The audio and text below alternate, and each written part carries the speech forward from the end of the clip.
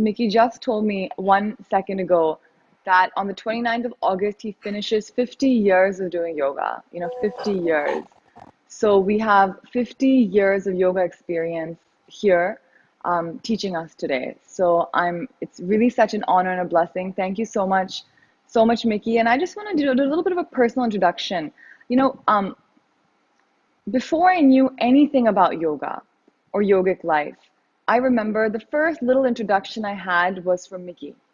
By reading his articles, by reading his books, and just learning about what a sattvic diet even was. I didn't even know what the word sattvic meant.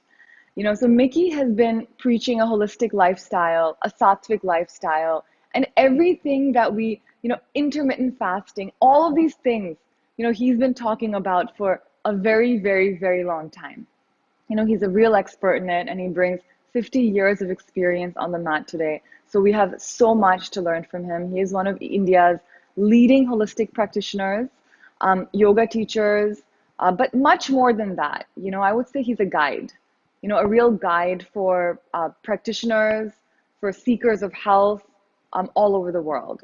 He's trained probably every single Indian celebrity, on the face of this planet for many, many years. That just, and, he's of course taught at some of the best institutes. And so Mickey, it's really, really wonderful to have you here with us today. I also, before we begin our session, we're talking about 7 asanas for Vanvas. It's a very interesting title. Mickey is going to give us a little bit more of an insight into what this title means, what we're going to be doing today. But before that, I want to ask Mickey a little bit about how yoga can help you. This is about today's Independence Day, guys, right? Jai Hind, Jai Hind. But before this, how can yoga really help you? We're looking at freedom from COVID-19, but how can yoga help free us from bondages of stress, of sorrow? And can yoga do this? Is it even possible, or is it something that we just read in books and stuff? So if Over to you now, Mickey. yeah, so if your life is all about yesterday and tomorrow, there'll certainly be sorrow. I mean, as you spoke about sorrow, this line just came to my mind that if you are either in yesterday or tomorrow, your life will be full of sorrow. So yoga liberates you in here and now. Asanas means seat of awareness. Asan is a posture, and asana, seat of awareness, the seed of consciousness, in which you can literally pervade and permeate the whole universe and be aware of everything that is happening inside and outside, because your sacred geometry, the lines of your sacred geometry gets obliterated and they merge with the cosmic geometry, and then that translates into a fractal design, ever expanding, ever expanding, ever expanding. So yoga is all about symmetrical and asymmetrical also. Yoga is about the opposites, but when opposites come in harmony, when opposites don't conflict, when opposites don't contradict, when polarities meet at a point and dissolve their own reality, their own identity. It is yoga, because that's the point of shunyam, the shunyam quotient, from which everything is born, to which, from which everything is born, and to which everything returns. And very, very important is the most primary in physical yoga. Primary, of course, there is bhakti yoga, shakti yoga, jnana yoga, raj yoga, Patanjali Sutras of Yoga. So, the primary to yoga is swasa, swas. Swas से बने स्वास्थ्य, श्वास से निकले सुर, अगर सुर संगत में हो तो निकलता है संगीत, और अगर जब संगीत निकले हम हो जाए तरंगित तो बनता है योग, समस्थिति. Vasudevo Kutumbakam, which means we all become one. It's about wholesome, it's about healing, it's about health. And only in yoga you transform. Otherwise, you probably just change. So in yoga, you become the choreographer of your transformation. Yoga helps you grow. Yoga helps you sow. And what is this sowing? The sowing of your thoughts, words, deeds, karma. And this karma, your primary karma is your swasth. स्वयं में स्थित, स्वयं में उपस्थित, स्वयं की उपस्थिति और उपासना. Disconnect from Vasana to Upasana. 7 asanas to Vasana to Vanvas. Now, this Vasana is of a desire of mingling with the nature, with bare body, bare mind, bare spirit. All your egos of personalities are dropped. Your polymorphism stops, which means taking various forms of personalities, that stops. Autopoiesis, the perpetuation of life starts when you mingle with the elements in the raw state, absolute raw state. And this transformation then translates into transcendence. So the transformation and transcendence brings flow, rhythm, flow, rhythm, organic unity, harmony, symphony, for you to become sympathetic, empathetic, compassionate, visionary. All confusions dissolve. Vision emerges. There is no great, it happens automatically because in the state of your being is seeing. And seeing is drashta, parivartan, rupantrit. And so yoga is about Shintoism also, because ekta mein anekta, and yoga is about Taoism also. Anekta mein ekta, the absolute, kevalya. So this is what yoga is all about, and all your 7 chakras of yoga begin to vibrate together, of your being vibrate together, and they work in tandem. Cog and cog, wheel and wheel, perfect rhythm, perfect flow.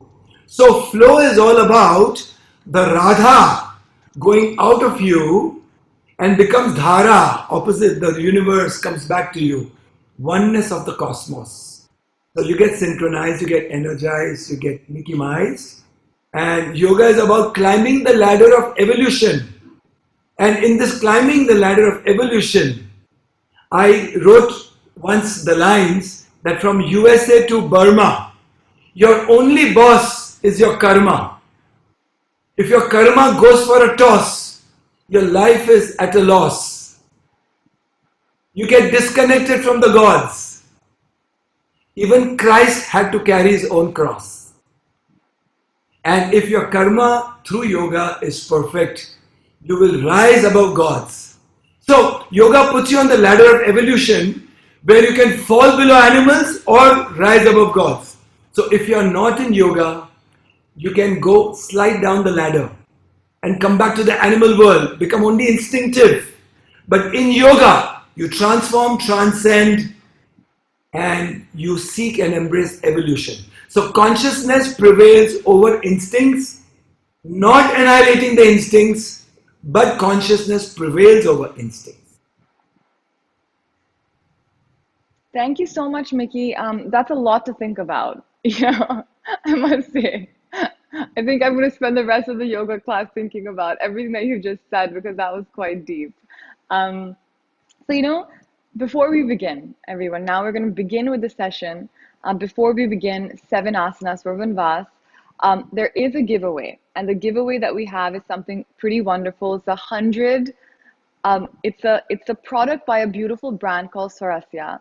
In this yogathon, we've supported all brands that are by yogipreneurs that are from sort of individual women or men who have started these companies. They're all sustainable, eco-friendly. So we're really supporting homegrown businesses. Um, Sorasya is a beautiful brand started by a yogini.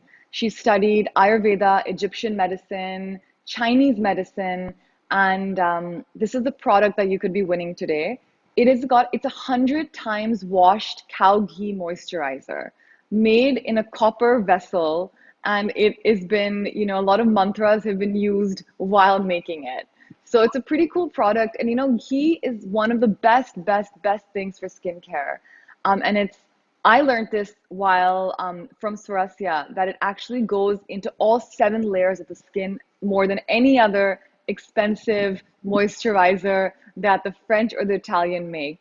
So this is a very young and wonderful yogini who started this company, and she's kindly agreed to give us some products. Now, you can win this product if you, two things, keep your cameras on.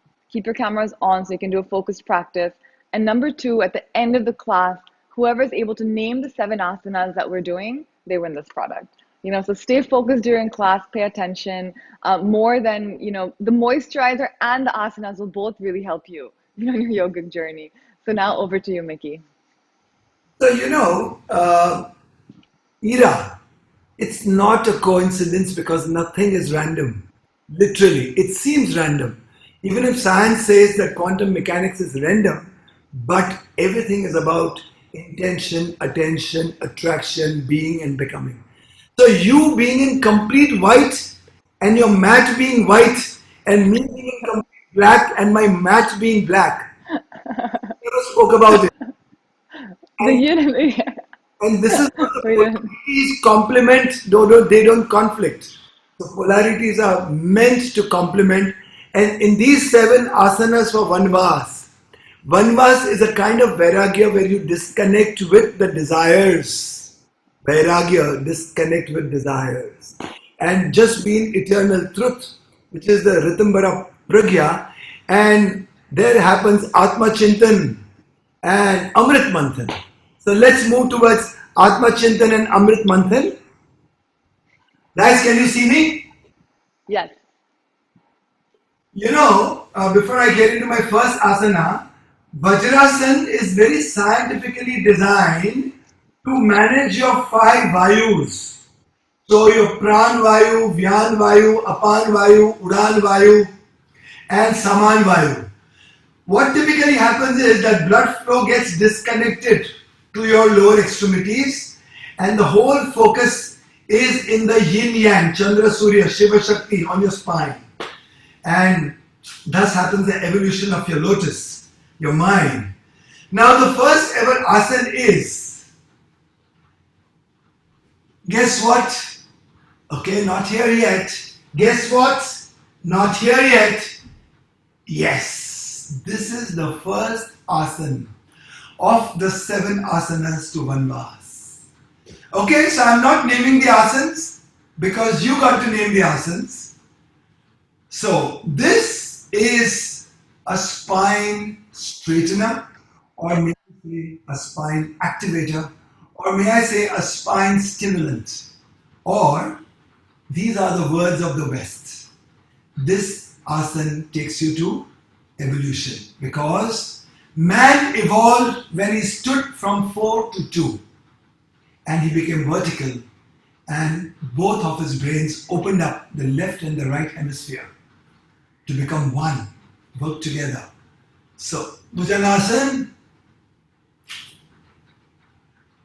you can remember it. Up. Now, when in Bhujangasana, you take your chin upwards, you must roll your eyes inwards. And from inside, so inwards. So that is Shambhavi Mudra, to have the glimpses of the 5th dimension. And then you do Khechari Mudra, which means you roll your tongue backwards, trying to touch your gullet, trying to penetrate your esophagus. So, Shambhavi Mudra and Khechari Mudra.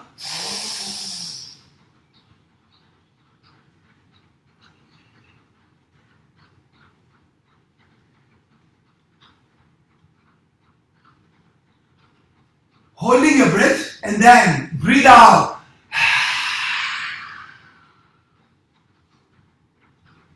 Your stomach is sucked in, your glutes are sucked in, and a kind of Mahaman happens. So, when you get into Bhujanasana, your frontal lobes become very alert.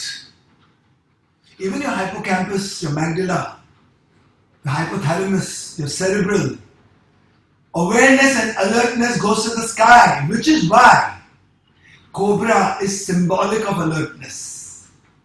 But don't bite like a cobra. Okay? Dasnamat. So straight spine here. Once again, chin up. Suck your stomach in. Stretched completely. Shambhavi Mudra. Like this.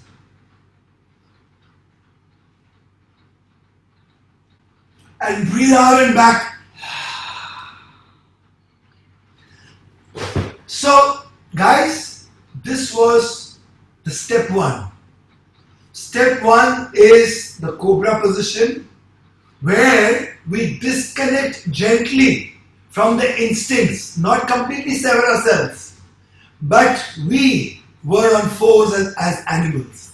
But as human, when we stood tall, when we knew how to balance without being on four, that is where the mind got involved and consciousness happened.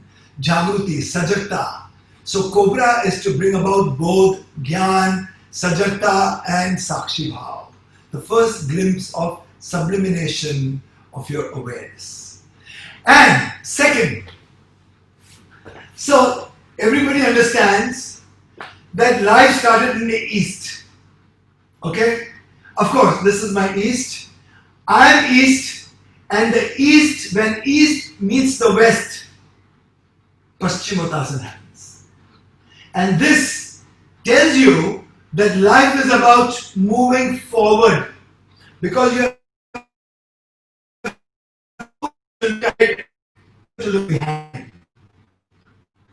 So, looking forward, here now, you slowly get into Paschimottanasana and you suck your stomach in tight, you suck your glutes tight, and do a kind of a semi-Mahabandh, where all your bandhas become one and you become a reservoir of energy. So breathe in, breathe in. At the most basic level, it's very good for IBS. It's very good for your stomach. It's very good for your digestive system, Jataragni.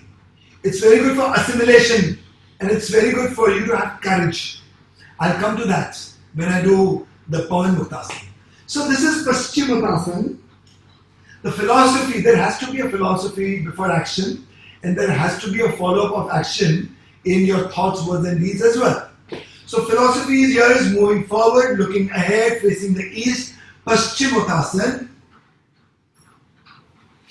And yoga is about completion. Your yin and yang coming together, Shiva Shakti coming together always. So yoga is about one side stretches and the other side contracts, but they are not doing this independent of each other. They are doing it together. You come together, so independence happens. You together, you as an individual, that means indivisible, duality. You are a duality which becomes whole in yoga. So the stretch and contraction, they become one action, one experience, anubhav, anubhuti. So that was our number 2. So number 3, I would say that yoga becomes a bridge between your past, present and tomorrow by bringing you in here now. And let me tell you, when you become a bridge, chakrasana, this chakrasana is half in physical form and half in your mental form. That's the way you become a sansara. That's the way you get connected to Sanskriti. And that from that is born your sanskars. Now what typically happens here, geometrically, the sacred geometry applied here is in this circle, you get centered and you get perpendicular to the earth's gravity from your tailbone downwards and from your hips, navel upwards. Vertical consciousness in the horizontal posture, then you can slightly take your up on your toes. Your Kendra Bindu is your Nabhi. on the axis of imaginary line of the Earth's gravity, you neutralize the gravity and take the urja from the Earth. You know something? The secret of yoga is, everybody says that there is mind-gut axis. Science has realized this just 15, 20 years back. But Patanjali Sutras, the yogis, they always knew that not just there is a mind-gut axis, there is a gut-gravity axis. And the gut-gravity axis neutralizes the gravity because the Earth's gravity, Gurt Akarshan, cooperates with you and instead gives you energy to rise. And this is the same urja, same energy which helps a small bud crack open the toughest surface of the earth and to sprout. Can you imagine? This is the beauty of yoga. This is the glamour of yoga. If you may see it as a glamorous thing, the glamour of spirituality. Glory, glory, glory. So that was it. The bridge between you, here, now and tomorrow. The chakrasana. Now, let me show you. My legs are getting cut off. I can see. Oh yeah. Okay. So now let me show you double pole muktasana. Now, stretch behind. Breathe out. Stretch behind. Breathe out.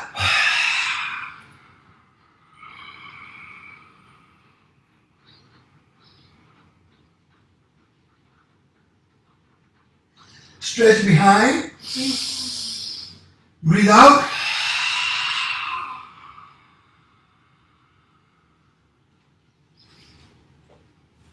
So it seems that this particular exercise primarily, of course, is for the stomach. It's for saman vayu, for your digestion, assimilation. And it translates into apan vayu, elimination of toxins thereafter. But the beauty of this is that you get into a mahabandha.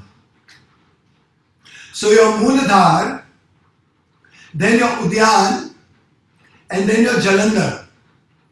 You become one reservoir of strong connection of eternal vibrating energy, which brings all your 7 chakras together, squeezed and then stretched, and squeezed and stretched. And this dynamism gives you eternal cosmic energy. Eternal. This activates. So you can activate being passive, and you can activate being active. This is the beauty of yoga, the oscillation between passivity to activity and activity to passivity. And center is stillness. Center is not passivity. It is complete stillness. Absolute stillness. Zero. Shunyam. Shunyata. Now let me tell you what happens with double pawan muktasana. I'll show it to you once again.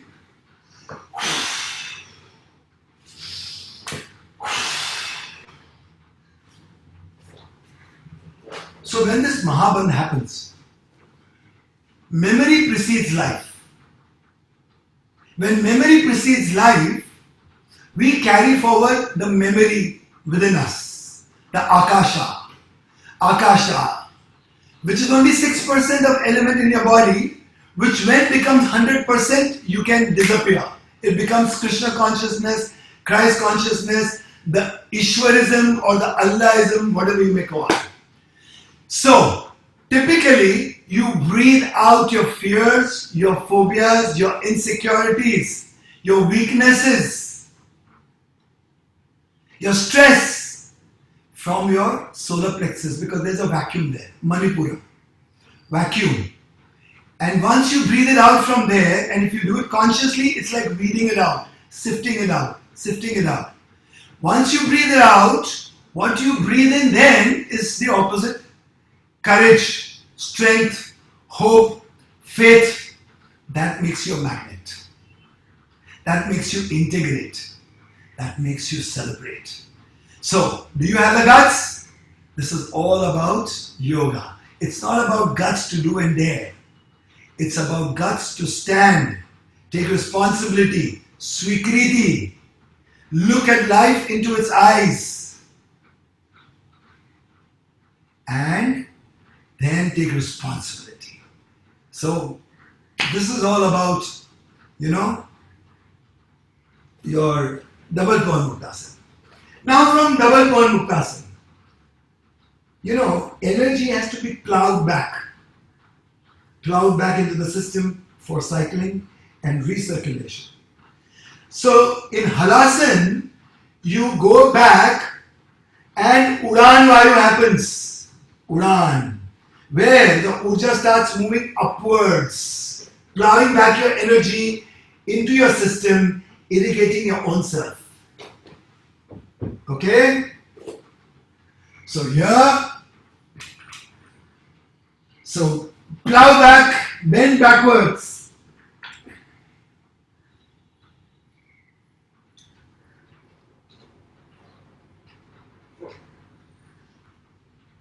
Now, as you plow back, what typically happens is the blood flow reverses.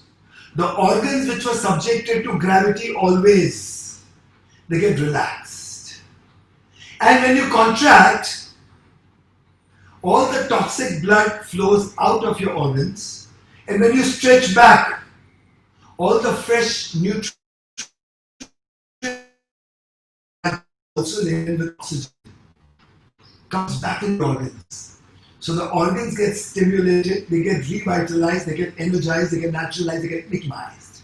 So this is about halasan. So once again, let me show you halasan, and then it will translate into karnapidasana.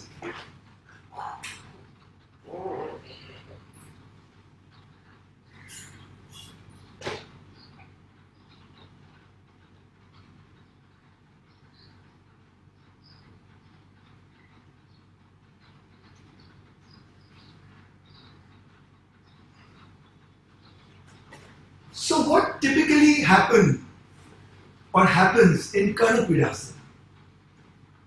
So your North Pole and your South Pole, they come together. And this is the message of yoga. The oneness, the unison. So this was coming together physically, which is symbolic of your Kundalini rising up, expanding. It's a vertical expansion, or it's 360-degree expansion, and coming and meeting here. So like a mother wanting to give birth to a baby, and the soul of the baby equally anxious to see and meet the mother. And they both effort and they both give birth to a new reality, which is love. Yoga is all about love. So in Karnapidasana, on the physical level, your ENT gets stimulated. Both sides of your brain typically become active together. In yoga, you literally breathe with both the nostrils in and out simultaneously. But in day-to-day life, either of your left or your right nostril is working in periods, 45 minutes approximately, which is why the British introduced periods in schools and colleges of 45 minutes, because they understood that from yogis. But in 1600 or 1700, they very, very, very surreptitiously dismantled and discredited yoga and Ayurveda, so that they could give rise to PT, an empirical imperial medicine. Nevertheless, in Karnapidasana, your ENT becomes very sharp. All your ENT problems eventually dissolve. Yoga is never about killing the corona, killing this disease, fighting the cancer. There's no one to fight with. Everything is you. You are the responsible person who's birthed it. You will dissolve it in watching it with love. Love. Love. Love is the only creative process which can give rise to every form, polymorphism, every form of life, every form of life. So this was about Karnapidasana. So let's go through our asanas. We started with Bhujanasana, be alert like a snake but don't bite. Okay, then we went to Paschimottasana. From Paschimottasana, we got into Chakrasana. From Chakrasana, we got into double pond Muktasana. Then we got into Halasana. Then we got into Karnapitasana. Now, my favorite, Dhanurasana. I'll tell you something beautiful about Dhanurasana. So, let me give you the first frontal look of the Dhanurasana. Well, I'm not as flexible as Ira or all you yoginis out there, but nevertheless, let me try.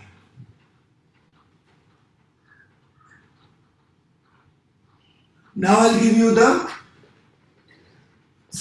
sideways look.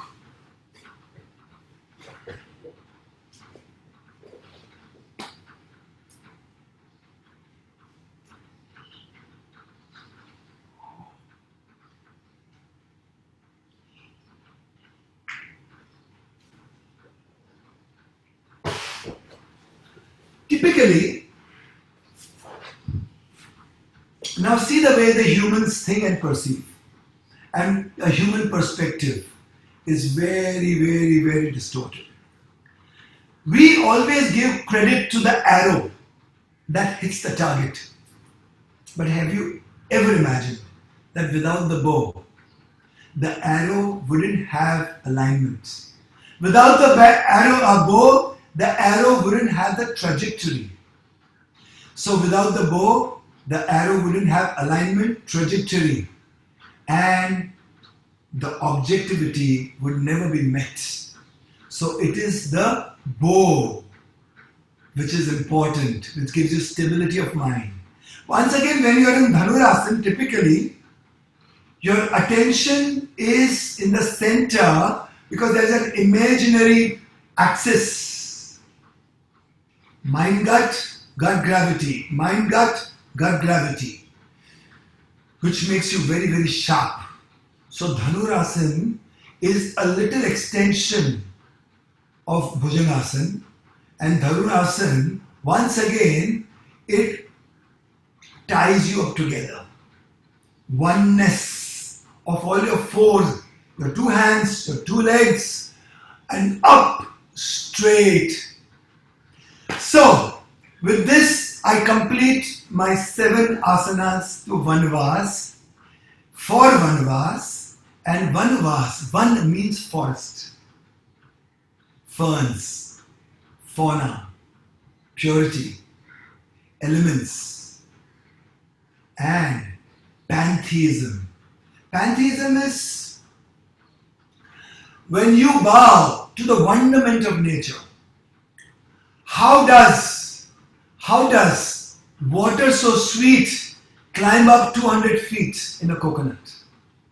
How a rose so fragile yet so beautiful and fragrant? How the birds and the bees, they all work in unison. How even before the first ray of sun is about to come up, the birds in anticipation chirp and sing in glory. And how does a tree, listening to the chirping of the birds, and before it could embrace the first ray of sun, begins to emit oxygen to support life? So this is all about this oneness working in unison, harmony, orchestration, beyond our imagination, wonderment, wonderment. Also, so that is called, I think, pantheism. And there is something called epistemological humility. So in yoga, epistemological humility is humility towards the creative force, creative phenomena. And today I bow to all the gurus of the world. Maharishi Mahesh Yogi Ji, who's inspired me a lot. B.K. Iyengar Ji also inspired me a lot. Sri Ravi Shankar Ji, Sadhguru Ji, Baba Ramdev Ji, Ma Hansa Ji, and now Ira, Yogini Ira. So, Guru Brahma, Guru Vishnu, Guru Deva Maheshwara, Guru Sakshat Parabrahma, Tasmai Shri Guru Namaha. We bow to all gurus of the world for the knowledge that we get, and always be a guru that will allow the disciples to stand on your shoulders and look beyond. Give yourself away to your disciples. Okay, now we can do some Q&A. Thank you so much, Mickey. That was so amazing. That was really wonderful. And these explanations, we got so many comments. People were saying that the explanations were something they haven't heard before. And I think this really helps connect the asanas when we're actually doing them. Otherwise, you start practicing them in a robotic way and you lose the real essence. So Absolutely. this was such a beautiful way of actually understanding far more than just, hey, this is making my abs a little tighter or my glutes a little, a little loose, a little tighter, but understanding the real deep philosophy. So thank you so much. Um, so guys, questions Any, for Dr. Mickey Mehta. This is a really good opportunity for you guys to ask your individual questions. So I really would urge you to ask whatever you want, even though if you're like me, you're still thinking about all of this stuff. But Mickey, how about I ask the first question? please. Um, you know, if like on a daily basis, because now the biggest thing has become, oh, we don't have time to do yoga.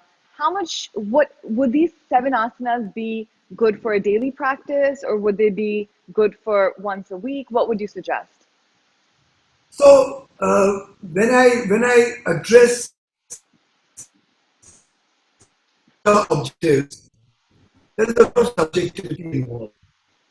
So yoga is about a Sanatan Dharma way of life. If yoga becomes your religion, if yoga becomes your religion and the way you breathe, walk, talk, think throughout the day becomes yoga, then 7 asanas, 21 minutes is just so perfect. Because you sever yourself, you cleanse yourself of kama, krodha, lobha, moha, mad, maya, matsara. Let me translate that into English. The seven sins: pride, anger, lust, envy, gluttony, avarice, sloth. So when you sever, cleanse, purify, regulate, integrate, then obviously 20 minutes of yoga is just so perfect. 5 6 hours of sleep is just so perfect. Eating a small meal is just so perfect. So, yes, 7 asanas would be good enough, but if you want excellence, then you can do yoga like Ira. No, no, Mickey, I mean, your flexibility is amazing. Your asanas are amazing. And remember, guys, this is 50 years of yoga knowledge coming on the mat, right? 50 years of practice. We don't even, actually, the question should have been guess Mickey's age. That would have been, that should have been the On question. 29th August, on 29th August, I turned 59. Oh my God. So, it is, once again, it's not a coincidence that on 29th August is the first anniversary of Fit India movement. Oh, wow. And it's the That's 50th amazing. anniversary of my Fit Mickey movement. That's amazing. And the funny part is, at 60, technically you become a senior citizen. And I don't think Mickey is anywhere close to being a senior citizen at this point. In fact, we have a senior citizens class, and at 60, you can see this. It's incredible. We should have you at that class one day, just to say, hey guys, this is me, age 60, body 25. And this is the result of yoga. This is the result of yoga. So that's truly inspirational.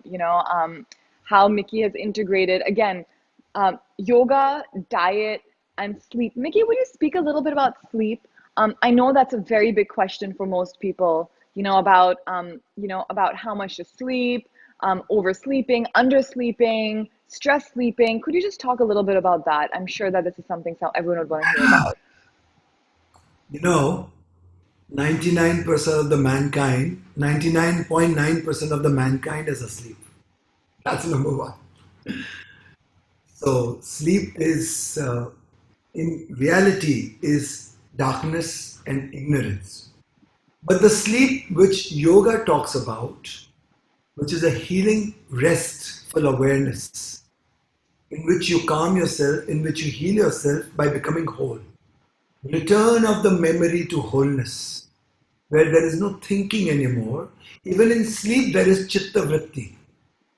Even in sleep, you dissolve your thought process. So, very funnily, when people ask me how to sleep, I first tell them sleep alone, which does not mean physically sleep alone, which means, disconnect from your last moment, last hour, last day, last week, weeks, month, months, years, life, lives, and then sleep. So that is sleeping alone. And when you sleep alone after severing all the memory of the past, so the memory of homeogeny, which is the memory of the human species, and the memory of phylogeny, which is the memory of the whole cosmos, then you can sleep like a baby and wake up like a daisy, and 4 to 5 hours of sleep is perfect. Four to So, five hours. yeah, so just breathe out everything. Ira, interestingly, so I think 4 billion years ago, approximately, when the first speck of life was detected on the rims of the volcano, which is called chemolitho-autotrophic hyperthermophile. Okay, okay, it's a tongue twister. Chemolitho-autotrophic hyperthermophile. It is like, in that movie, My Fair Lady, what was that? Supercalifragilisticexpialidocious. Expialidocious. Okay, so one theory of science says that life happened on the rims of the volcano. The other science says that panspermia. The science of the theory of panspermia says that we came riding on the meteorites and the asteroids and the comets which hit the Earth, and life, and we came from there, from aliens, from extraterrestrial, or we came from the space. So life on Earth came from the space. So these are two theories. But nevertheless, from that point to becoming a conscious human being is what a journey. Yeah. And this journey certainly wasn't accidental.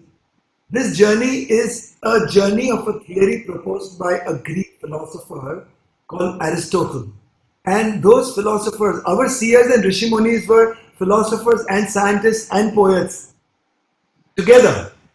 So that theory is called teleology.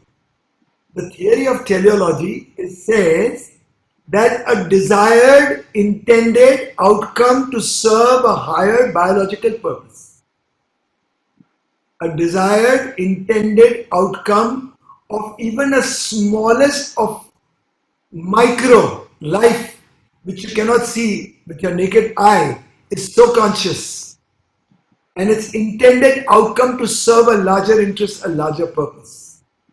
So, Wonderful. Mickey, we have that was amazing. And we have so many questions coming in for you, my gosh. But we're going to let you go at 8:50 because I know you have to go and do the opening of the Fit India movement. yeah. So I'm very cognizant of your time. So I don't want you to be late there on our behest. So I'm going to ask a couple of questions that are coming. This is a very good one, actually. Sunana's asking, as a yoga instructor in the US, do you think it makes a vibrational difference if I pronounce the asanas in Sanskrit or in English? So Sanskrit is not a language, it is a science. The word Sanskrit comes from Sansara, Sanatan, Sansara, Sanskrit, Sanskriti. So Sanskrit is born out of Sanskriti, the disciplined, scientific disciplined way of life. So use Sanskrit and explain. Because the word Sanskrit language has the integration of epiglottis and also integration of your vagal, your vagus nerve.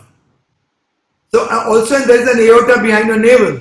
So there is a polyvagal theory which says that when you hum, when you vibrate, when you say lam, vam, ram, yam, hum, om. So Sanskrit is primarily a sound which vibrates to correct your energy and mold the energy and choreograph the energy. So use Sanskrit.